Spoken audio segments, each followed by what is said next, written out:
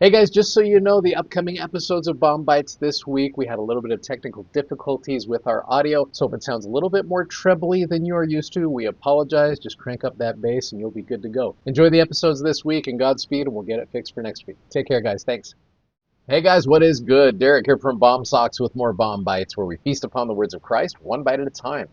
I am grateful for Mormon chapter 1. In fact, we're going to spend a couple days here because it gives us a little bit into the character. Like I said yesterday, we've seen Mormon as a record keeper up to this point. He's dang good at it, but we get to see him as a person, particularly him as a young person. You get into verse number 2. In fact, we're going to just camp in verse 2 today because there's a cool principle here.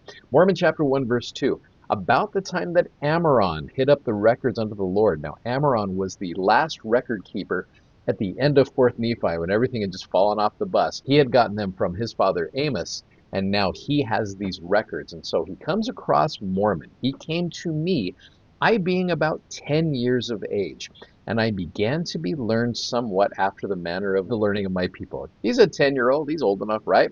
And Ammoron said unto me, I perceive that thou art a sober child and quick to observe. And what a thing for a 10-year-old right here. Therefore, when ye are about 24 years old, so another 14 years from now, I would that ye should remember the things that ye have observed, because he is quick to observe, concerning this people. And when ye are of that age, go to the land Antum, unto a hill which shall be called Shim, and there I have deposited unto the Lord all the sacred engravings concerning this people. And behold, ye, Mormon, shall take the plates of Nephi unto yourself, and the remainder shall ye leave in the place where they are, and ye shall engrave on the plates of Nephi all the things which ye have observed, again, because you are quick to observe, concerning this people. You think about this, how would you respond if you're a 10-year-old, right? Here's 10-year-old Mormon. He's like, yep, I got you. I will totally do that. Mormon is a cool kid. It's like, yep, I got you, pal. Now, these two qualities, sober and quick to observe. So sober doesn't mean just not drunk. Sometimes we just attach it to someone who's not drunk. But sober means serious, sensible, and solemn, meaning you are focused. You are aware of what is going on around you. And along with that sobriety, you get the quality, which I think is such a wonderful quality for us to have, quick to observe. Now, there's some cool things that have been said about being quick to observe. Two prophets, Elder M. Russell Ballard talked about this. He said, too many allow themselves to almost live online with their smart devices. This was several years ago. Screens illuminating their faces day and night, and earbuds in their ears blocking out the still, small voice of the Spirit.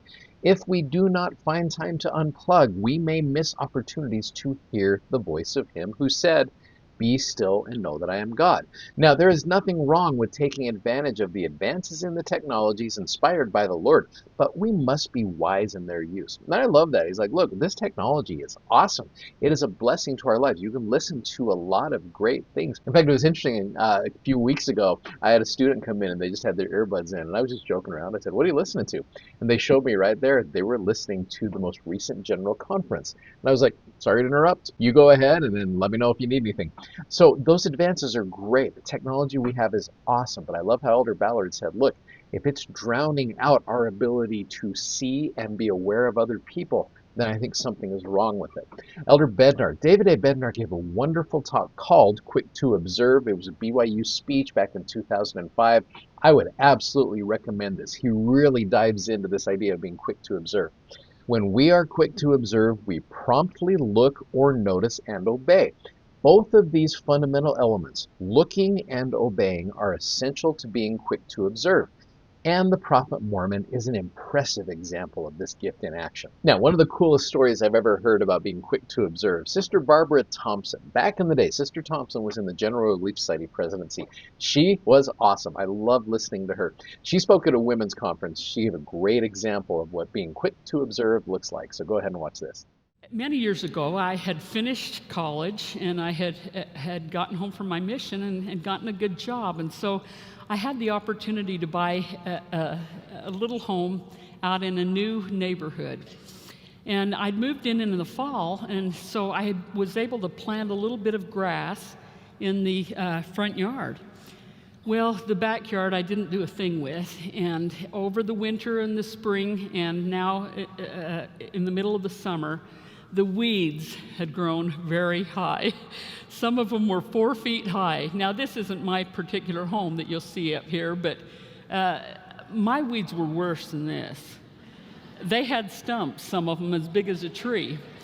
And I came home from work one night, and I thought, well, I've got to clear this and get it ready so I can plant some grass. So I took my shovel and went out and just started hitting and beating at those weeds and shoveling and digging and hitting, and I hope I was not cursing, but I was really working hard, and it was very hot, and I was just perspiring, and all of a sudden I looked up, and around the side of the house came my home teachers, and I thought, oh, help has arrived. And they came over and they said, oh, Sister Thompson, there you are. We knocked on the door. We saw your card out front. We knocked on the door. No answer. So we thought we'd come around here, and there you are. And I says, yeah, here I am. And they said, well, how are you doing? And I, oh, fine, thanks. You know, they're real nice. Fine, thanks. And they said, well, we can see you're busy. So we'll go, but we'll come next month. And I thought, okay. And they just turned around and left. And as they were walking away, I just had some kind of unkind thoughts in my mind. And I thought, I was really getting up ahead of steam, actually. And I thought, well, man, in my sarcastic way, I was thinking, oh, I can't wait till they come next month. That was so exciting to have them come. So helpful. Now, I really didn't expect them to grab a shovel and start digging. They had their ties and their nice shirts and ties on. But I thought maybe they'd say we could come back another time and help. Anyway, as I was getting so upset, I remembered my recent visiting teaching experience just a few days before. And my companion and I had gone up to the home of a woman in our neighborhood, knocked on the door. Her children came. And we said, is your mom home? And they said, well, yeah, but she's sick. And we said, oh, well, okay, well, we don't want to bother her. If she's sick, we'll come back later. And we just turned around and left. Now, we didn't know if the kids needed dinner, or if the mom needed a ride to the doctor, or if their father was out of town and they needed someone to stay with them. We didn't know because we didn't ask. We were not quick to observe.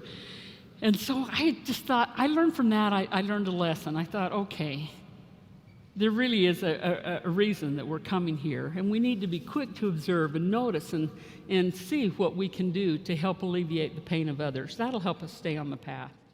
Well, as we're going about our daily lives, it is crucial for us to be sober and quick to observe, to be able to be clear-minded, to be able to focus on what is going around us, and then to be able to read the crowd with all of the digital distractions that are out there. And again, those advancements are amazing, but we've got to be careful with them, like Elder Ballard said. It is important to be mindful and aware of others. So like this example, I hope we can be sober and quick to observe so that we can do some amazing and extraordinary things as servants of the Lord. Thank you so much for watching. Thanks for subscribing, and thanks for sharing these messages. As always, so grateful that you do that. And if you like what you see, click the like button. And you got to go check out our amazingly comfortable gospel-themed socks at bombsocks.com. Godspeed, and we will see you tomorrow. Take care. Bye-bye.